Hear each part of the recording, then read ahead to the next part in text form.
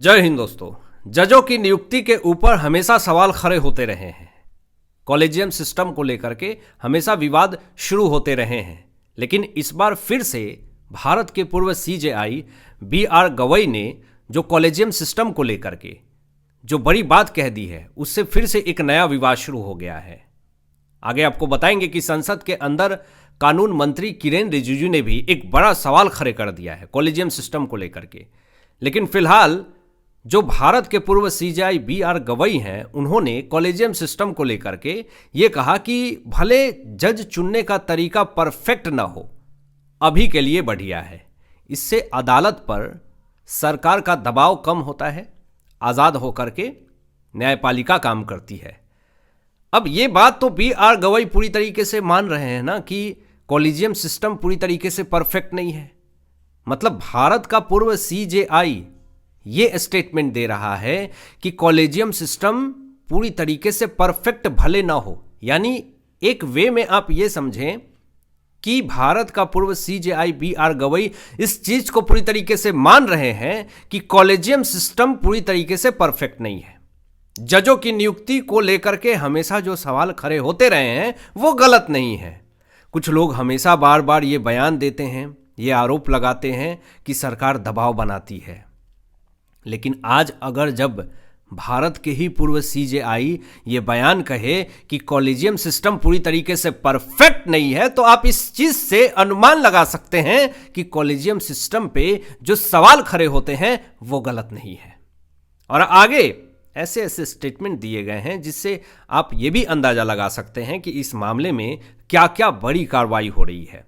सबसे पहले यहाँ पे बी.आर. गवई की तरफ से स्टेटमेंट ये भी दिया जाता है कि जज फाइनल कर सकता है जो भी जज की नियुक्ति को लेकर के जो बातें होती हैं, कि जज को फाइनल किया जा सकता है जजों की नियुक्ति को लेकर के अदालत में। तो यहाँ पर यह भी बात कही गई है कि जज जो है वो फाइनल करके जब सरकार को भेजा जाता है, नाम भेजा जाता है, तो सरकार की तरफ से मंजूरी में देरी की जाती है।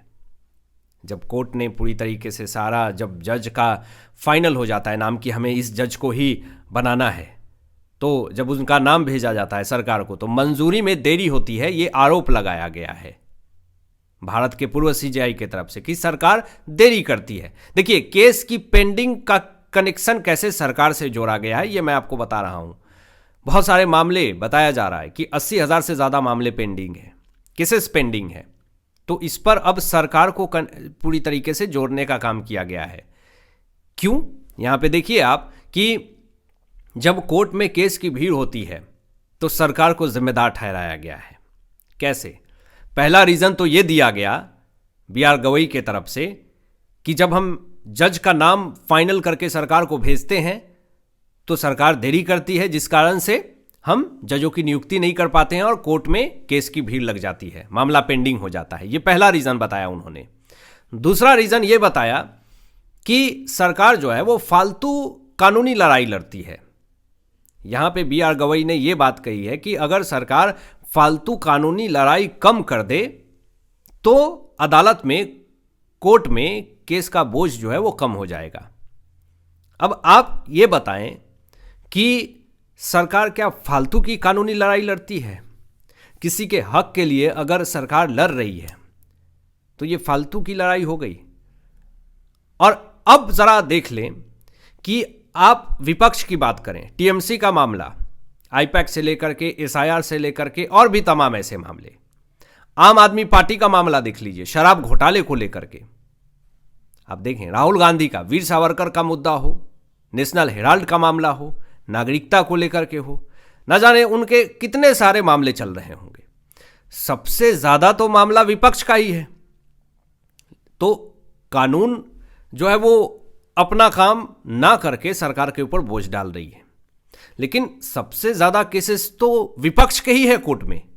लेकिन यहां पे ये कहा जा रहा है कि आप फालतू के कानूनी केस मत लड़िए, मत करिए। हर रोज कुछ ना कुछ याचिकाएं डाल दी जाती है सरकार की तरफ से। अब इस पे जब कोर्ट में केस का बोझ बढ़ गया है तो आप ये कह रहे हैं कि जजों की नियुक्ति पे सरकार ही नहीं फैसला देती है, उसमें देरी करती है, इसलिए ऐसा हो जाता है। जज की नियुक्ति में देरी हो जाती है, कोर्ट पेंडिंग हो जाते हैं केसेस। ये अपने बचाव के लिए सरकार को जिम्मेदार ठहराना ये किस हद तक सही है, आप ज़रूर बताएं। यहाँ पे आपको बता दें कि एक बड़ा स्टेटमेंट ये भी दिया जाता है भारत के पूर्व सीजेआई BR गवई के तरफ से कि शक के आधार पर बुलडोजर कल्चर गलत है। बुलडोजर के ऊपर भी इन्होंने टीका टिप्पणी करी, जिसको लेकर के इंटरनेट के ऊपर BR गवई को लोगों ने बहुत ज़्यादा खरी खोटी सुनाई। दोस्तों, किसी का परिवार उजाड़ दिया, यहां सिर्फ घर उजड़ जाने पे कलेजे में दर्द शुरू हो रही है लोगों को। किसी का हंसता खेलता परिवार पूरी तरीके से सड़कों पे आ गया, खत्म हो गया, जिंदगी ही खत्म हो गई, वो रहा ही नहीं इस दुनिया में। और ये पता है कि उसी इंसान ने खत्म किया है, CCTV फुटेज है। तो क्या मामला कोर्ट में कितने दिन तक चलता है, कितना लंबा चलता है, ये किसी से छुपा हुआ है क्या? ये मामला को कितने दिन तक घसीटा जाता है, कोर्ट के चक्करे कितने लगाए पड़ते हैं। कन्हैया लाल मामले में आप देख लें, ऐसे बहुत सारे मामले होंगे। तो यहां पर आप ये नहीं कह सकते हैं कि शक के आधार पर किसी के घर को तोड़ा जा रहा है। सरकार के पास भी कुछ सबूत होते हैं। जब उस गुनहगार ने, उस आरोपी ने अपनी सज़ा कबूल करी हो पुलिस रिमांड के अंदर, तो स्टेट गवर्नमेंट एक्शन लेती है, क्योंकि स्टेट गवर्नमेंट को भी पता है कि कानूनी पेचीदा है, मामला जाएगा तो बहुत दिन तक जाएगा। BR गवई ने एक स्टेटमेंट और जारी किया कि जजों की नियुक्ति में सरकार का दखल कम हो। अगर बार बार जजों की नियुक्ति पर सरकार दखल करती है तो ये पूरी तरीके से गलत है, ऐसा BR गवई ने कहा। और आगे ये भी कहा कि सरकार जज चुनने लगे तो जज सरकार के खिलाफ स्वतंत्र होकर के फैसला नहीं दे पाएंगे। ये कैसी टिप्पणी है? आप ज़रा सोचिए कि अगर सरकार जज चुनने लगेगा और सरकार के चुने हुए जज अगर फैसला लेंगे तो क्या आप निष्पक्ष नहीं होंगे? आप सरकार के खिलाफ फैसला नहीं देंगे? इसका मतलब कि कांग्रेस पार्टी के वक्त जब जज की नियुक्ति होती थी, सरकार फैसले लेती थी, उसमें भागीदारी अपनी दिखाती थी, तो क्या जज जो है वो कांग्रेस के खिलाफ इसीलिए फैसला नहीं देते थे? ये टिप्पणी ऐसे हैं जिससे कहीं ना कहीं संदेह होता है। आप इसी से अंदाजा लगा लीजिए कि अगर सरकार जज की नियुक्ति पे फैसला लेगी तो जज जो है वो सरकार के खिलाफ फैसला नहीं देंगे। ये कौन सी बात हो गई? ये बड़ा ही सोचनीय विषय है। और आगे सुनिए, यहाँ पे कपिल सिब्बल भी कॉलेजियम सिस्टम को लेकर के कुछ बयान देते हैं। उनका ये कहना है कि कॉलेजियम सिस्टम पूरी तरीके से सही नहीं है, ये कपिल सिब्बल का मानना है। और यहाँ पर कपिल सिब्बल ये भी कह रहे हैं कि कॉलेजियम सिस्टम को लेकर के ट्रांसपेरेंसी होनी चाहिए। अगर ट्रांसपेरेंसी नहीं होगी तो आम जनता का भरोसा डगमगाएगा। सिस्टम को साफ होना बहुत ज़रूरी है। तो कॉलेजियम सिस्टम पूरी तरीके से ख़त्म होना चाहिए, इसके समर्थन में ही बात किया है कपिल सिब्बल ने। और यहाँ पर यह भी एक बयान दिया, सबको दिक्कत यह है कि सरकार जो है वो जज की नियुक्ति ना करे, उनका कोई भागीदारी ना हो। कपिल सिब्बल भी ये बात कहते हैं कि सरकार जज ना चुने, इससे न्यायपालिका की स्वतंत्रता के ऊपर खतरा है।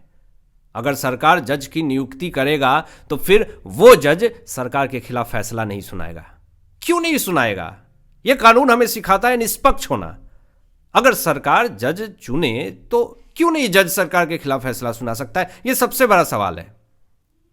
राजनीति हाई लेवल पे चली जाती है, दबाव बनाया जाता है, लेकिन हमेशा चाहे DY चंद्रचूड़ हो या फिर BR गवई हो या फिर भारत के CJI सूर्यकांत हो, हमेशा से ये बात कही गई है कि आप राजनीति से ऊपर उठ करके फैसला लें।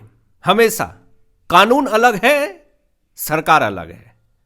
लेकिन अगर ये माइंडसेट है, ये मेंटेलिटी है कि अगर सरकार जज की नियुक्ति में भागीदारी अपनाएगी तो फिर वो जज सरकार के खिलाफ फैसला नहीं सुना पाएगा, तो ये सबसे बड़ा सोचनीय विषय हो जाता है। अभी कानून मंत्री किरेन रिजिजू की तरफ से एक बड़ा स्टेटमेंट आता है कि सिस्टम में भागीदारी की मांग की गई है सरकार को लेकर के। संसद के अंदर ये बड़ा स्टेटमेंट दिया है। जज की नियुक्ति को लेकर के ट्रांसपेरेंसी की मांग करी है संसद के अंदर कानून मंत्री किरेन रिजिजू ने, और कहा है कि जज की नियुक्ति को लेकर के सरकार की भागीदारी होनी चाहिए। अगर कोई ये सोचता है कि जज की नियुक्ति में सरकार की कोई भागीदारी ना हो तो ये पूरी तरीके से गलत है, क्योंकि किरेन रिजिजू ने पूरी तरीके से क्लियर कर दिया है कि जज की नियुक्ति में सरकार की भागीदारी होगी ही होगी, कलेजा पीटने से कुछ नहीं होगा। अब आपकी क्या राय, इन तमाम विषयों पे अपनी विचार व्यक्त कीजिएगा। मिलते हैं लेटेस्ट ब्रेकिंग एनालिसिस के बाद, तब तक अपना ध्यान रखें, ख्याल रखें। सत्यमेव जयते। जय हिंद।